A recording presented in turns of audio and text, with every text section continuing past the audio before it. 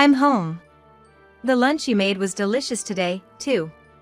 Thank you. My husband, returning home, placed the lunchbox inside a tote bag on the kitchen counter, just like always. Welcome back. Dinner will be ready soon, so go take a shower first. Okay. It was a typical scene in our household. From the tote bag on the counter, a plastic square lunchbox was taken out. It was cleanly eaten. Waking up at 5 a.m. to make lunch, I always feel happy to see the lunchbox empty. I smiled broadly, thoughtlessly washed the lunchbox, and then got back to finishing dinner preparation. At that moment, I completely forgot. The lunch I had packed for my husband that day was a burger. Wait, wasn't it a burger yesterday? The next day, while eating a burger made by my mother for lunch, I suddenly remembered. There are two lunchboxes for my husband. A square one and a round one. I used the round one, but the one returned was the square. I didn't put the washed lunchbox back in the cupboard last night, and this morning, I filled it with a sandwich before handing it over. I had a bad feeling. I contacted someone to investigate my husband. The results revealed actions of my husband far beyond what I had imagined, leaving me speechless. My name is Iris Johnson, 30 years old. I used to work at a bank, but now work as an office clerk at my father's company after getting married. I married my husband, Chris, who is 3 years older than me, 3 years ago, introduced by a couple who are friends of ours. Chris was also invited to a drinking party with our close couple friends, as he was looking for a girlfriend at the time. My first impression of my husband was a handsome man, tall and slender, looking great in a suit. I work in sales at S-Store, a company near the station. Oh, that S-Store? It's like a dream company for the locals, right? Is the job tough? Well, I guess. I mean, it's definitely busy, but since it's a family-run business, that part's actually the bigger challenge. Oh, I see. I gave a wry smile, somehow understanding. My own family runs a business too, with my mother and brother working there. It struck a chord.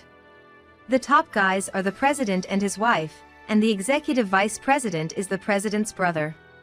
Recently, their son joined the sales team. It's kinda hard to complain about anything in the office. S-Stores is a company dealing in wholesale food and liquor, a fairly well-known local business with about 30 employees. Despite being in a rural area, it's known for good salaries. There are many job seekers, but naturally, since employees rarely leave, it's hard to get in. It's a well-regarded company in a good way. What about your job, Iris? My husband asked, and my friend was quick to respond, as if she'd been waiting for the question. Iris? Oh, she works at the bank closest to Chris's office. Maybe you two have already met somewhere? My husband looked at me in surprise. Maybe my friend was trying to set up a meant-to-be moment. But unfortunately, the bank I work at is relatively minor locally, and while S-Stores is nearby, it's still a 10-minute drive away. How about we go out for dinner sometime after work? I'd love to hear your gripes. Sure, if I'm suitable. This was the start of my relationship with my husband. Chris, being in sales, was always considerate and charming. He always took me to nice restaurants and gave me thoughtful gifts on anniversaries. My friends were quite envious. Upon marrying, I left my bank job to help my father's struggling company. Partly because my mother, who'd been managing all the office work, had health issues. Iris, I'm sorry. Because of Mom, you had to quit your job at the bank. Don't worry about it. The salary's almost the same, and I can leave at regular hours. Plus, I get delicious lunches, so it's all good. Indeed. Working at my father's company had only advantages. The hours are flexible, which helps with managing household tasks. I'm trying to save as much as possible now, not wanting to waste money. Because our family was facing a certain problem. We started our married life in an old 2-story apartment. We didn't want to spend much on a home that we'd only be in during the evenings, as we both worked. The plan was to save as much as possible before having kids. One of our problems was that my in-laws didn't think too highly of me. My parents, being country folks, are jealous thinking your family is wealthy. They misunderstood that not having a wedding ceremony was us looking down on them. Wasn't it Chris who didn't explain it properly? If you had explained, maybe this wouldn't have happened. We didn't have a wedding party. We wanted to spend our life after marriage, not at a party, which we explained to my in-laws. They opposed it, believing in spending on celebrations. So instead, we had dinner with both families. I thought my in-laws were satisfied with that, but they must think we don't want to be tied to their family. It seems they've made up their mind about that. But I'm sure things will change once we have kids. Yeah, that's all we can hope for. Even when we greeted them at their house or met both families together, they never said anything unpleasant directly. They did seem disappointed when we said we weren't having a party. The words of my in-laws, as told by my husband, seem more genuine since I'm not there. They say things like, "Such a stingy family for not spending on celebrations," or "They're snobbish and unpleasant." Until we have kids, you don't need to interact with my family. They don't want to meet you anyway. Chris always said he'd handle it, keeping me from contacting or visiting his family. Hey, how about we visit them together this Christmas? I really want to clear up this misunderstanding and get along. We can wait until we have kids. They said they don't want us to come. Plus, I don't want you to start the new year feeling bad. Since my husband's family lives in the next town, we never ran into them accidentally after marriage. My friend said, "That's convenient, isn't it?" But I still felt disappointed that I couldn't get along with my husband's parents. And then, there was another problem troubling me. It might be even more troublesome. Iris, I have a little favor to ask. My husband, emerging from the bath, hesitantly started to speak. Oh no, again. What is it? You haven't already run out of your allowance, have you? Did you spend all $600 in the middle of the month? Despite being a handsome husband that everyone envied, he had a significant flaw. Oh, yeah. Sorry. I'm going out for drinks with the guys from the sales department tomorrow, but I'm a bit short. Can you spare $200? Chris just couldn't manage money. He always prioritized the spur of the moment. I found some cool clothes last week and couldn't resist buying them, and then I ended up covering the tab for my colleague. What? You bought clothes? And you treated? Sorry, I just couldn't help myself and bought them secretly.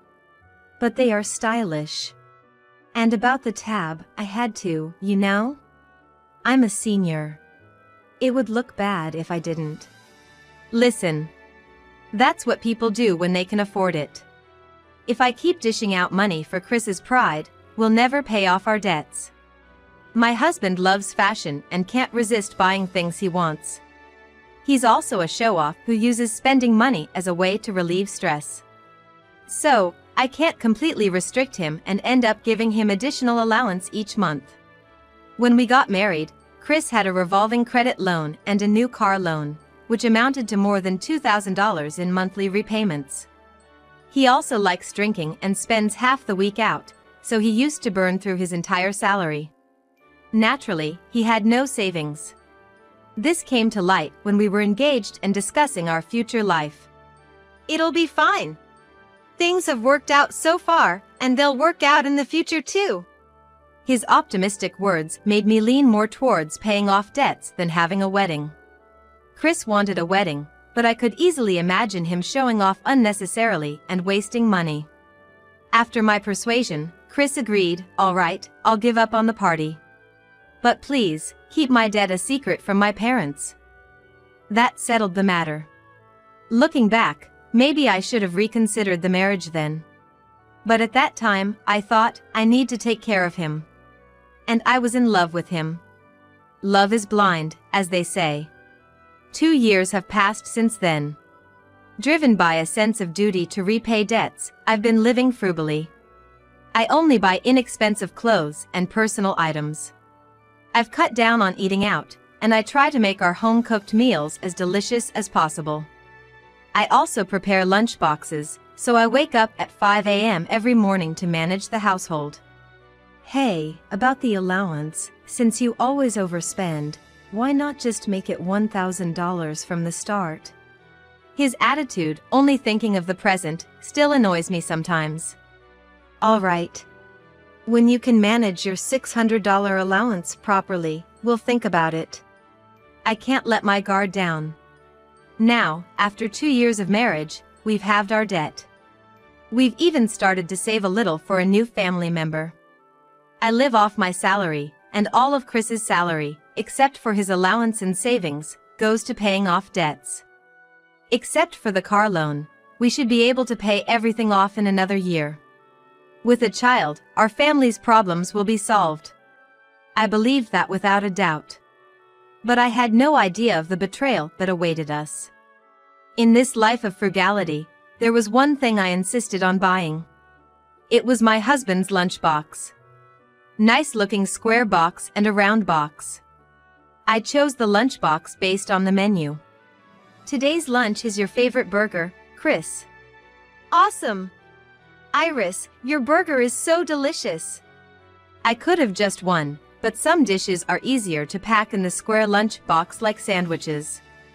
Since I'm making him cut back on eating out, I wanted to make his favorite dishes for lunch. Lately, we've been talking a lot about having kids, and I felt like we were living a modest but happy life. That is, until that day Chris brought home something else. I'm home. Lunch was great today, thanks. Returning home, he placed his lunchbox inside a tote bag on the kitchen counter as usual. Welcome back. Dinner will be ready soon, so go take a shower first. Okay. It was a typical scene.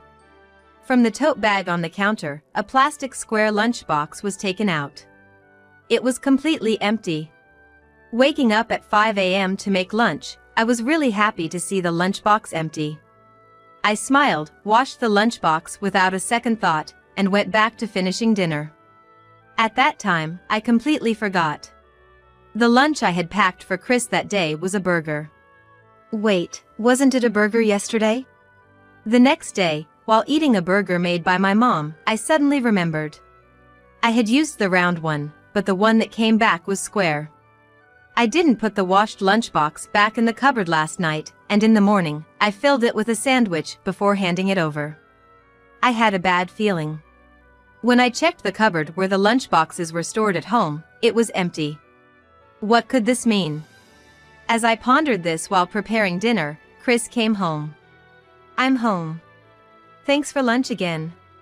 Is the bathroom ready? Sorry, I spaced out and forgot to clean it. Just a minute. I was so lost in thought about the lunchbox that I completely forgot about the bathroom. When I hurriedly finished cleaning and came back, Chris was drinking coffee while watching TV. Inside the tote bag he left on the counter was the stainless steel lunchbox. I had a nagging feeling and quietly opened the cupboard, trying not to let Chris notice. And there. The round lunchbox was back. Suspicious. There's definitely something going on. While Chris was in the bath, I decided to call someone for help. And I decided to do some investigating on my own too. That night, I waited until Chris was asleep to check his phone. He kept a notebook with his passwords and IDs in his desk drawer. If he hadn't changed his hiding spot, maybe he didn't have anything to hide? I hoped so. Otherwise, he was seriously underestimating me. Upon opening his phone and checking his social media, I saw frequent messages with someone named Louise. Reading the contents, I felt a surge of anger. Thanks for the lunch again today. Your lunches are so cute and delicious. It feels like we're newlyweds. I'm so happy. I can't wait to become Chris's real wife. When we're married, I won't cut your allowance just for making lunch, you know. You're so cute. The ring I gave you the other day suits you well. Honestly, I wish I had met you before her. Just looking at those heart-filled messages made me feel full. I was surprised that there was a woman making lunch for a married man, knowing he was married. Looking back a little, I found the exchange from that day. "Chris, I'm so sorry. I couldn't collect the lunchbox today. Was everything okay?" "It's fine. I have you using the same lunchbox for such situations. It was supposed to be the square one, but she didn't notice and just washed it. So that's why I was slow to notice the lunchbox." Having the same lunchbox ready was quite a thorough plan. But then, reading Louise's response, I felt like my heart stopped. "Your wife is really clueless, isn't she? Thanks to that, I can stay over and she won't notice. Love me lots more, okay?" Staying over? The fact that my husband was cheating became undeniable, and my hands started to shake. There were photos of them half naked on a trip, smiling together. Curious, I looked back at their exchanges and saw that Louise had been making lunch for about half a year. Come to think of it, he started staying overnight at his parents' house occasionally last year. Was it because of this? Initially, I was so angry I thought my head would explode, but as I took screenshots and read on, I felt more and more hollow, thinking about how all my efforts these past 2 years had been in vain. What was the point of my last 2 years? Tears were overflowing before I knew it. I loved you, that's why I believed in you. Trying not to wake Chris, I sobbed quietly. I felt cold, yet there was a boiling rage deep inside. I couldn't forgive his betrayal. While sending the screenshots to my phone, I thought about how I would make him pay. For the next week, I acted like nothing was wrong. I never thought smiling at my husband would feel so painful. I wondered where he got the money for the trip and the ring. I manage all his bank account and cards. How did he do it? A week later, I received evidence from the person I'd asked for help, reigniting my anger. I took the evidence and visited my in-laws for the first time in 2 years. I spilled all of Chris's secrets and expressed my intention to divorce. There was no turning back. I went to stores the next day at lunchtime to confront my husband and his mistress. His office had a warehouse next door, and I boldly entered through the front door with a reception area. From the reception counter, you could see the entire office. Everyone else seemed to be out for lunch, leaving just the two of them. Chris was chatting with a woman at the opposite desk, eating lunch. "Hello. How are you?" The moment Chris saw me at the reception, his face froze. I walked straight up to him and looked at the lunch on his desk. "What are you doing here?" "Strange, isn't it? I packed your favorite salad today, but even though the lunchbox is the same, the contents are different. What's going on?" Chris hastily covered his lunchbox. "Who are you? Please leave, you can't just walk in here like that." The woman at the opposite desk stood up, her face contorted, and yelled. I peered into her lunchbox. It was the same as my husband's. "So, you're Louise? Louise Smith, right? Thanks for always making lunch for my husband." "What? How do you know her name?" "I know everything. About your affair with her, about you throwing away the lunches I made." Chris's eyes widened, and he started sweating, even though it wasn't hot. Louise, realizing I knew about the affair, started screaming. "Chris says your lunch is so bad he can't eat it, so I've been making them instead. And you cut his allowance so he can't eat out. Isn't that just pitiful?" "Well, at my place, he always says it's delicious and eats everything up. I've been waking up early to make lunch so he can spend his whole allowance on fun stuff. I was doing something pitiful, huh?" "No. Lies. I know. You grew up a rich girl, you're bad at housework, your cooking is awful, and you reduce Chris's allowance for your own use, right? Chris is the pitiful one here, so please divorce him quickly." Today was the first time I met Louise, and it was a bit unexpected. I thought she would be much younger. Louise seemed about my age. "Oh, right. You wanted to be a bride soon, huh? Are you in a hurry to get married?"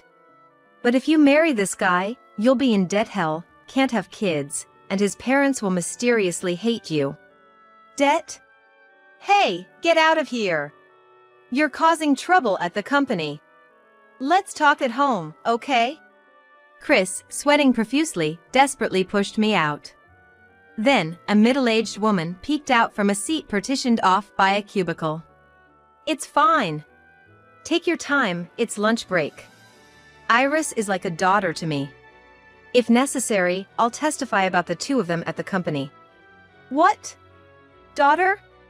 What do you mean? I didn't know they knew each other. The person I had contacted was Marcia, the wife of the president of my husband's company. She's an old friend of my mother's from her student days and used to visit our house often when I was little. I kind of forgot to tell Chris about her as she used to listen to my complaints about the company. Marcia had been investigating the fate of the lunches I made for Chris and their behavior at the company. You were throwing my lunches in the break room trash can every day. I got videos of it and showed them to your parents. What? Parents? Yeah, I went to your parents' house yesterday. I revealed all your secrets. They were surprised, but apparently, you made me out to be the bad guy and got money from them. No wonder you didn't want me near your house. Yesterday, when I went to Chris's parents' house to talk about his debts and affair, I heard shocking things. They believed I, being a rich girl, despised their poor family and didn't want to associate with them. Moreover, they thought I was infertile and that the treatment costs were making our life difficult, so they were giving Chris $600 a month. Sometimes he even begged for more, right? So you had nearly $2,000 a month for allowance? You even stored your new clothes at your parents' house. Well, that's... Louise, this is who he really is. Still want to marry him? I'm divorcing him, but if you want him, I'll gift wrap him for you. Oh, no. I don't want him. What? Why not? Wait. Divorce? Let's talk at home. It was just a fling. I'll be good from now on. Sorry. I apologize. Chris, pale-faced, grabbed my shoulders and begged, his head almost touching mine. It hurt, it was annoying, and it made me furious. I yelled, shaking off his hands. Shut up. Just divorce me and pay the alimony. Live with your debts alone. Please. I can't live without Iris. Let's have a child right away. I swear I won't spend money anymore. I'll be a great dad. I was just amazed he brought up having kids in this situation. Did he think saying that would make me forgive him? I don't want a child with you. Live alone. Oh, and don't think you can rely on your parents anymore. Your dad was really angry. He said he wants all the money he gave you back. No, that can't be. I don't want a divorce. Please forgive me. Iris. Please. Chris collapsed on the floor, crying pathetically. Chris, this is what they call spilled water, can't be gathered up, too bad. Marcia smiled slyly as our eyes met. I suppressed a laugh, nodded slightly, and left the company. After that, the divorce with Chris went smoothly with his parents' help. I returned the debt-ridden account and cards, and took all the money we had saved as shared property. I'm truly sorry. If I hadn't believed everything he said and talked to you properly, things might have been different. No, I should have reached out to you sooner myself.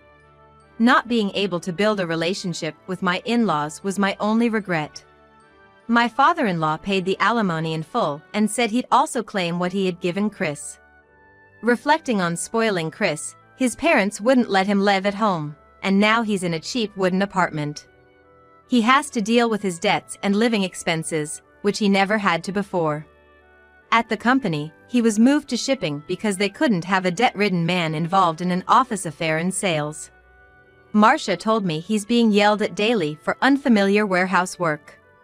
Even with a reduced salary, it's still not too bad, so he can't quit for the sake of his debt. Now, the once handsome man has become a scruffy old guy. I wonder how much allowance he has now.